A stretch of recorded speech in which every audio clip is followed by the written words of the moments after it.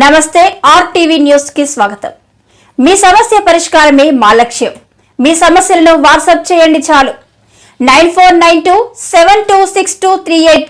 మా వార్తలు మీకు నచ్చినట్లయితే లైక్ చేయండి, షేర్ చేయండి, సబ్స్క్రైబ్ చేయడం మాత్రం మర్చిపోకండి।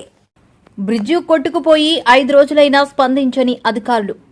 కర్రలతో తాత్కాలిక వంతెన నిర్మించుకున్న మాదిమల్లు నేలజలత గ్రామస్తులు।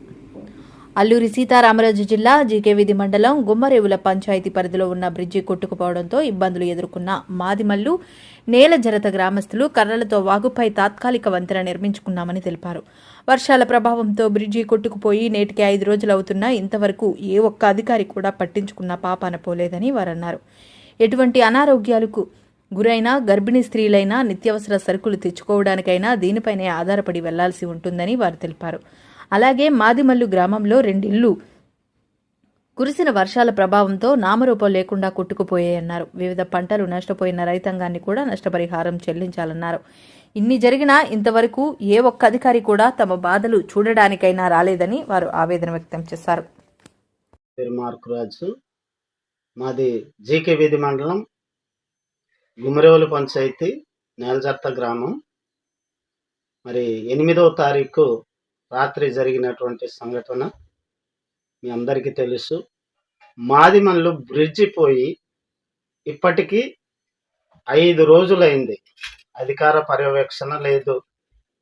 మాదిమల్లు గ్రామంలో 2 ఇల్లులు వరదల్లో కొట్టుకొని పోయింది, ఇప్పటిదాకా అధికారులు రాలేదు।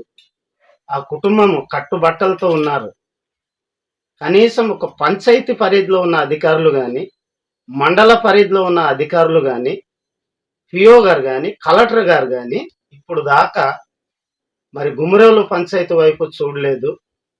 నిజంగా ఈ విధంగా అనుకుంటే గిరిజనుల మీద ఈ అధికారులకి ఏమైనా ఉన్నాయా? ఏ విధంగా అయినా సరే ఆలోచిస్తున్నారా? గిరిజనులు చచ్చిపోయారా, బతికి ఉన్నారా అనేది ఒక పర్యవేక్షణ జరుగుతుందా?